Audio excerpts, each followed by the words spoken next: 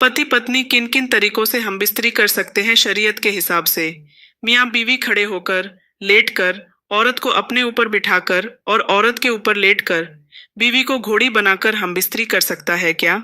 इन तमाम तरीकों से शरीयत के अंदर हमबिस्तरी करना जायज़ है या नाजायज़ है? कुरान और हदीस में ऐसे दो तरीके बयान कर दिए हैं जिन दोनों तरीकों से शौहर अगर अपनी बीवी से हमबिस्तरी करेगा, मर्द को भी खूब लज्जत हासिल होगी और औरत को भी खूब तस्कीन हासिल होगी। वीडियो को आखिर तक देखेगा, हम आपको अच्छी तरह से समझाएंगे।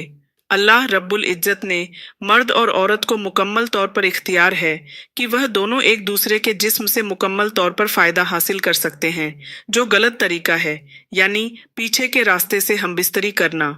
अगर मर्द अपनी बीवी को घोड़ी बनाता है, जैसा कि होता है, और वह पीछे से आगे की तरफ करता है, तो जायज़ है, यानी कि आप पीछे से नहीं कर सकते हैं।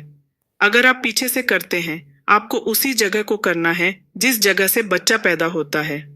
अब आपकी मर्जी है, आप उसको उल्टा लिटाकर करें या सीधा लिटाकर करें, इसमें कोई मसला नहीं है, मगर मुकाम अपना नहीं बदलना है। अगर आप औरत को उल्टा यानी घोड़ी की तरह बना लेते हैं तो जगह वही है, इसमें आप पीछे से आगे कर सकते हैं, मगर पीछे वाले हिस्से में नहीं डाल सकते हैं। यानी शरीयत की बात आपको समझ आ गई होगी।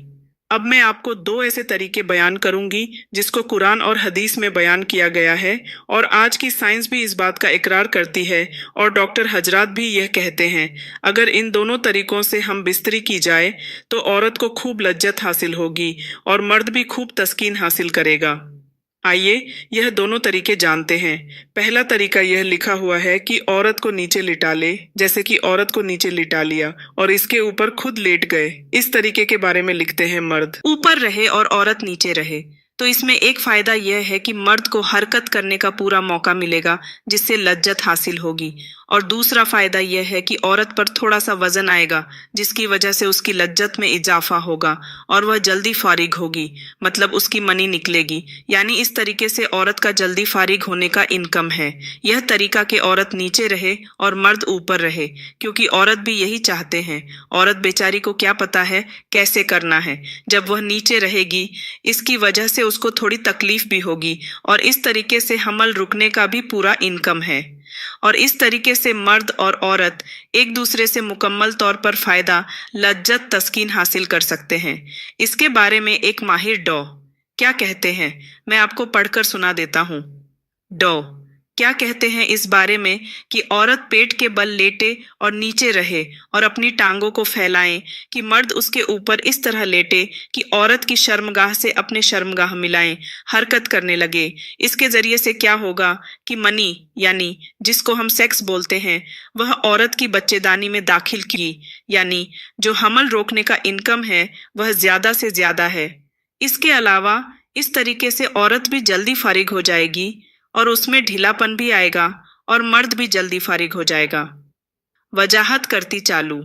दूसरा तरीका यह है जो हम बिस्तरी करने का है, उसमें औरत को बहुत ज्यादा लज्जत हासिल होती है।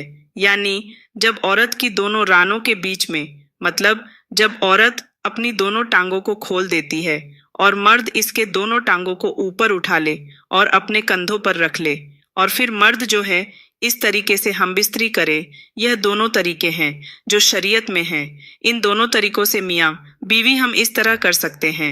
ज्यादा लज्जत बीवी को उस वक्त आती है जब शौहर उसकी दोनों टांगें अपने कंधों पर उठा देता है और हम बिस्तरी करता है, लेकिन पीछे से आप हम बिस्तर ही नहीं कर सकते हैं। यकीन करती हूँ आज की वीडियो आपको बहुत अच्छी लगी होगी। हमारे YouTube चैनल ऑफिशियल सन्ना को सब्सक्राइब करना।